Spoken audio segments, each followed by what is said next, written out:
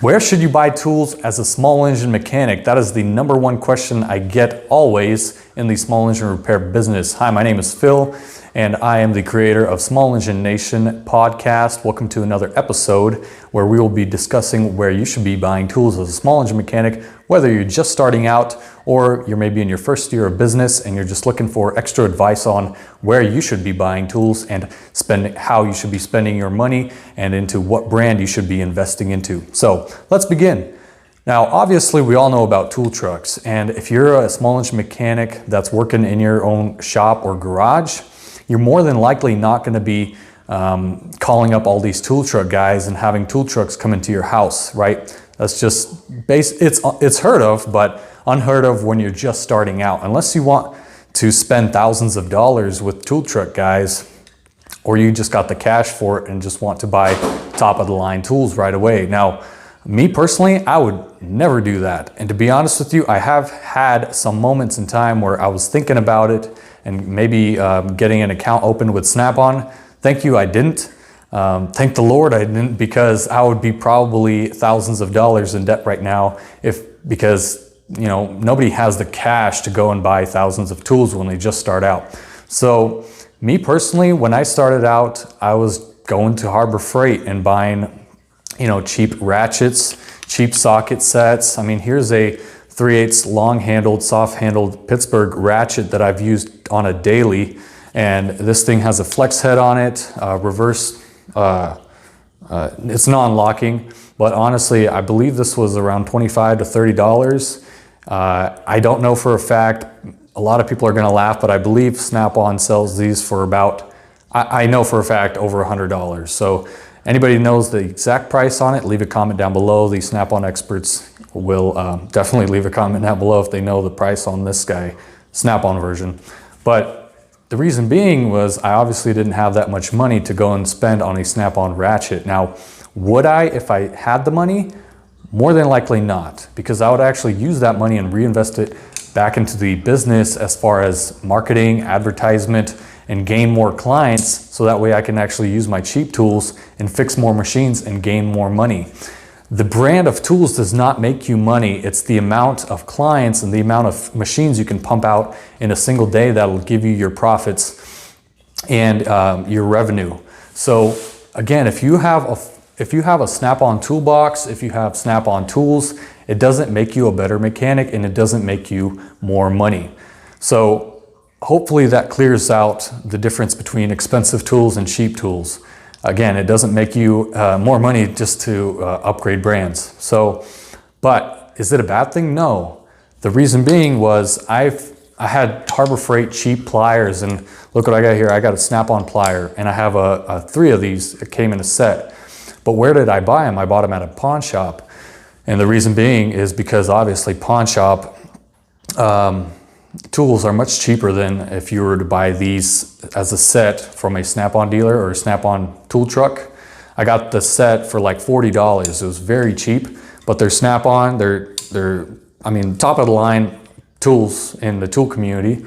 And a lot of people would probably disagree. Maybe they would say Matco. I do have like one socket, that's 1 1/8 socket, Matco, socket. So I have high branded or top line tools in my toolbox, but I use some of them. I use some of the cheap ones. I use some of the expensive ones. I kind of mix and match.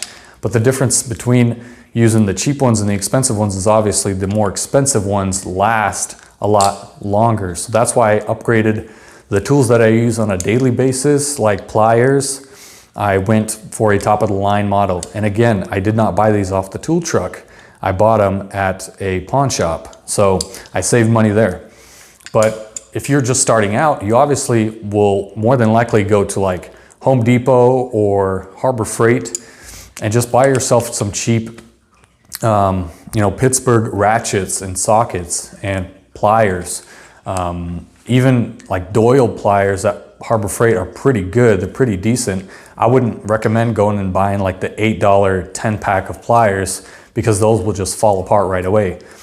Harbor Freight does have some type of quality tools. You just have to look at the prices and the reviews, because they might have a 5-piece plier set for $5 or a 5-piece plier set for $25. Go and buy the $25 one if you can afford it, right? So just buy a better alternative in the same Harbor Freight. So I know Harbor Freight's really cheap, but honestly, about, I'd say 40% of the tools that I have in that toolbox there are Harbor Freight branded, Pittsburgh, you guys know Hercules and whatnot. So I don't do a lot of shopping at Harbor Freight. I do a lot of shopping also at Home Depot. As you know, I am a big Milwaukee fan. Now, Milwaukee isn't a cheap company. It's a top, good quality power tool company. So, and I would recommend you guys start investing your money right away into battery operated tools because they will come in handy in the long run. Now, again, I'm not saying go and buy yourself a impact drill kit, snap-on kit, unless you want to and you want to stay snap-on only or something like that, or you just want to be cool and spend $300 or $400 on that kit, then be my guest.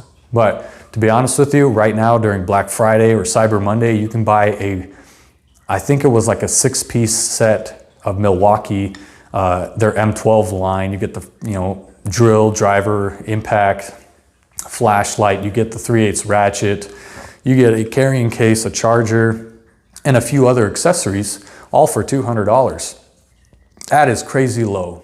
And that's basically all of the tools that you're going to use on a regular basis. Now again, you might not use the drill a lot unless you're drilling out rivets, but the impact gun, the battery operated ratchet, you're going to be using those on a daily basis. So to be honest with you, look into, if you're just starting out and you're low on your budget, on a tool spending budget, maybe you only have like $300 or $400, then I'd recommend going and buying that Milwaukee kit right away, and then go to Harbor Freight and just get some ratchets, like a 1/4 inch and 3/8, maybe a 1/2 inch if you really want to. Just get all three right away, but 1/4 and 3/8 right away, and just get yourself a socket set, metric and standard.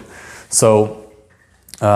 And then obviously you will need some pliers and screwdrivers, which you can get at Harbor Freight as well, and you'll be right around that $400 budget. So unfortunately, if you do have a $2,000, $3,000 budget of buying tools, then sure, be my guest. Go ahead and call the Snap-on guy and buy yourself, 7 or 8 items for that $2,000. I'm just kidding. All jokes aside, Snap-on is a good quality, good branded tools. I hardly have any Snap-on tools, but again, if I go to a pawn shop and see a good deal on some Snap-on tools, I will buy it, like these pliers, right? So these will last me probably a good lifetime if I don't wear them out and take good care of them. They'll probably last me for a very long time until maybe I'll find a better deal and replace them. So I hope that answers your questions there. If you have any questions, leave a comment down below on what kind of tools you would buy as a small engine mechanic. And if you're just starting out, let me know what tools you have gotten recently, and we'll be sure to talk about it. And also we'll talk about prices as well. If you are looking to spend no more than $100, then it might be a little challenging. You will have to buy a lot of hand tools in order to start, again, throughout your whole mechanic career, you're going to be collecting tools, a lot of tools. That whole toolbox is basically full of tools, and it's not a small toolbox. It's a Husky 88-inch or 80-inch. Now, again, I do have a video on that. I'll leave it right here. If you want to go check it out, you'll see all of my tools in there.